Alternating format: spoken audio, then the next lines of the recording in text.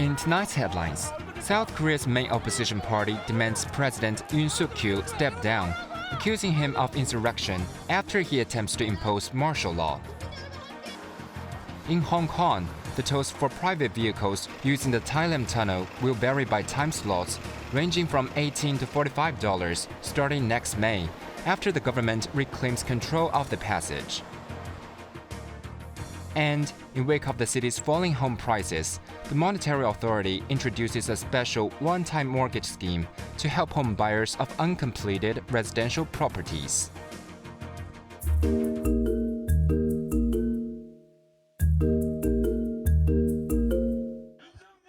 South Korean President Yoon Suk-yeol's short-lived, ill-conceived imposition of a martial law is expected to mark the end of his political career, as 6 opposition parties have jointly filed a motion to impeach him, with voting set as early as Friday. Meanwhile, the embattled president also faces mounting pressure from within his own People Power Party, opposition lawmakers, and the public to leave office or be forced out, hours after he prompted troops to encircle parliament overnight for what he claims to safeguard a liberal South Korea from the threats posed by North Korea's communist forces and to eliminate anti-state elements, but was swiftly overturned by parliament. Yoon's senior advisors and secretaries have offered to resign collectively. His entire cabinet is also facing calls to step down, with Defense Minister Kim Yong-hyun, who proposed authoritarian enforcement, being the first to announce resignation. While the nation struggled to make sense of this political earthquake that have come out of nowhere, domestic analysts believe it stems from a standoff between Yoon's conservative administration and the liberal opposition Democratic Party-controlled parliament. The two sides have been locked in an impasse over next year's budget bill. Furthermore, Yoon has dismissed calls from independent investigations into various scandals involving his wife and senior officials, which has drawn sharp rebukes from his political opponents. The country remains in a state of shock, with fears that the martial law could signal a regression to the authoritarian rule experienced 4 decades ago under General Chun Du-hwan. Quentin Ya, Cable News.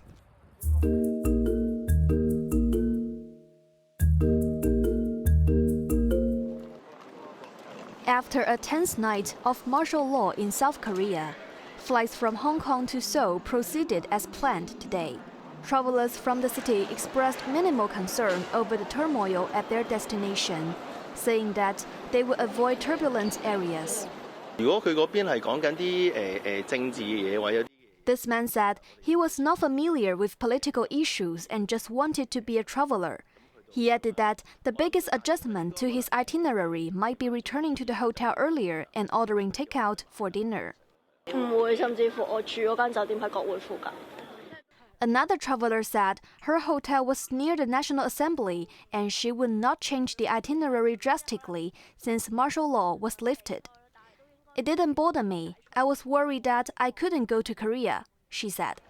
However, travelers are reminded that their travel insurance will not cover any costs related to the political turmoil. 總之同今次戒嚴令相關嘅一啲嘅特殊嘅情況就會唔受保障啦。 Selina Lau, chief executive of the Hong Kong Federation of Insurers, explained that general commercial travel insurance does not cover costs arising from decrees or governmental orders, such as the martial law declaration last night. However, it still offers various coverages, such as medical expenses and personal accidents. Travelers who wish to cancel their trips due to concerns over personal safety should seek refunds directly from their service providers. Meanwhile, there are currently about 30 tour groups comprising nearly 400 Hong Kong residents in South Korea, mostly in Seoul, according to the Travel Industry Council. The Immigration Department said it has not yet received any requests from assistance from Hong Kong residents, and the Security Bureau has not issued any travel warnings for South Korea, stating that social order in South Korea is currently normal. However, the government reminded Hong Kongers planning to travel or already there to pay attention to the situation and avoid crowded places, and contact the Immigration Department or the Chinese consulates in the area. Evelyn Bai, Cable News.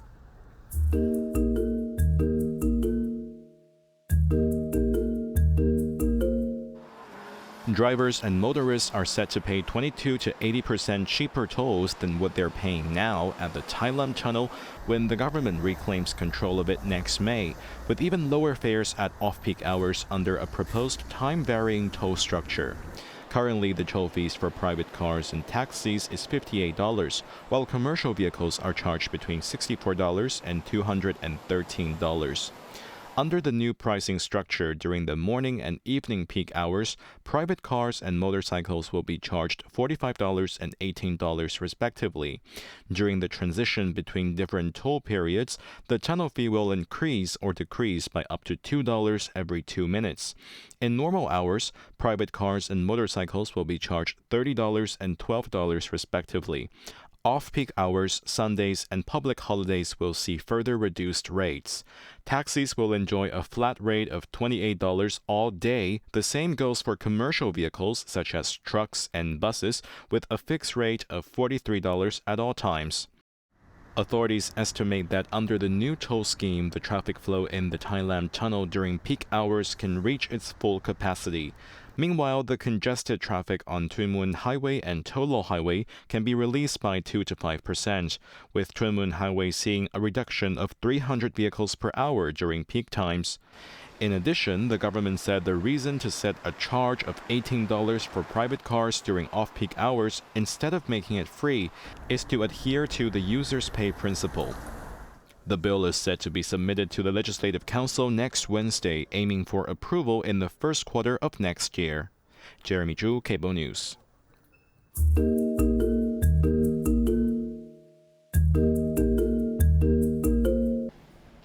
The Hong Kong Monetary Authority has launched a one-off special mortgage scheme to assist home buyers of uncompleted residential properties, easing loan-to-value and debt servicing ratio limits.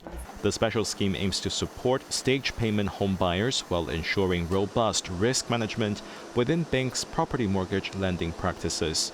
Under the scheme, eligible home buyers can access mortgage loans with a maximum loan-to-value ratio of 80%, and the debt servicing ratio limit is adjusted to 60%.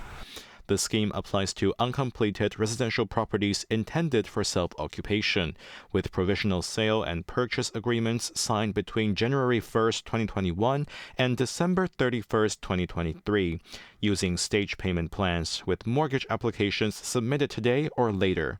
In addition, the property valuation at the time of application should be lower than the purchase price.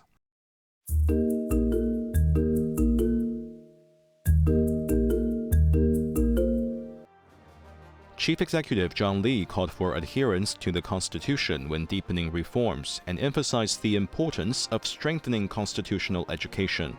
Addressing the Constitution Day seminar, Lee stated that only by fully understanding the Constitution can society foster a culture of respecting and abiding by the law, ensuring that reforms progress steadily within a legal framework. He added that Hong Kong will maximize its unique strengths as a super connector and super value adder to contribute to the development of the motherland.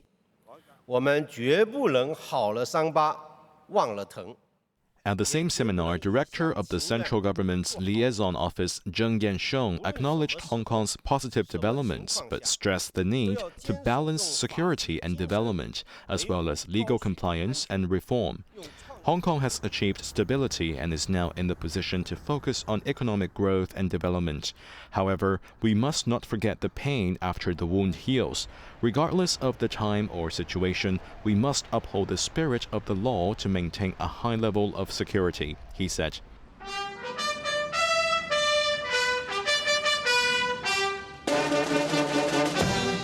Earlier in the morning, more than 100 members of the disciplined services took part in a flag-raising ceremony to mark the start of the Constitution Day.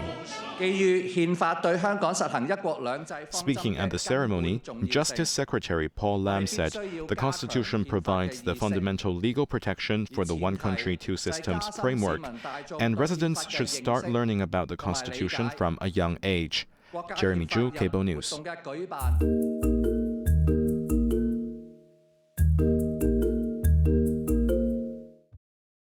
The Coast Guard of China and the Philippines confronted again around a disputed shoal in the South China Sea this morning.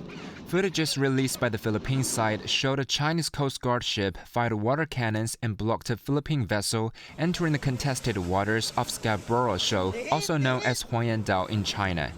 The Philippines accused the action being aggressive, while the CCG stated it acted lawfully to manage the situation, asserting that the shown vessel, along with 3 other Philippine Coast Guard and official vessels, approached Chinese law enforcement ships in a dangerous manner. The latest confrontation in the waters came amid recent attempts by Beijing and Manila, both claimants to the shoal, to legalize territorial rights to the area under respective domestic laws. Additionally, a Chinese envoy has deposited a statement regarding the baselines of territorial sea adjacent to Huayandao with the United Nations earlier this week, saying that the deposit fulfills China's obligations under a UN convention requiring coastal states to submit charts or geographical coordinates of their territorial sea baselines, and that it serves as a legitimate means to assert its territorial sovereignty and maritime rights, reiterating that Huayandao has always been part of China's territory. Quentin Yang, Cable News.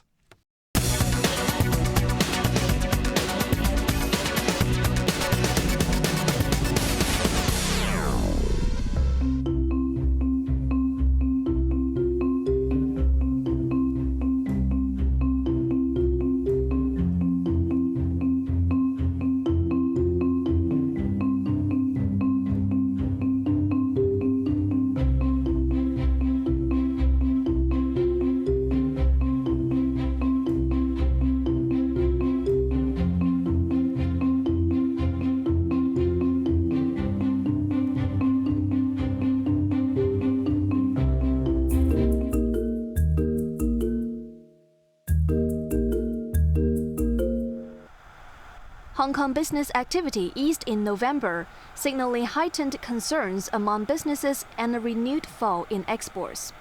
The S&P Global Purchasing Managers Index fell from an 18-month high to 51.2, though it still logged 2 consecutive months above the expansion threshold of 50. In line with the trend for new orders, new business from overseas and mainland declined, dampening business sentiment, with pessimism reaching its highest level in 13 months. However, companies continue to increase their purchasing activity and inventory levels. Staffing levels grew for the first time since April due to rising capacity pressures. The index compiler said the worsened business sentiment partially reflected concerns over potential trade barriers that will affect future business conditions.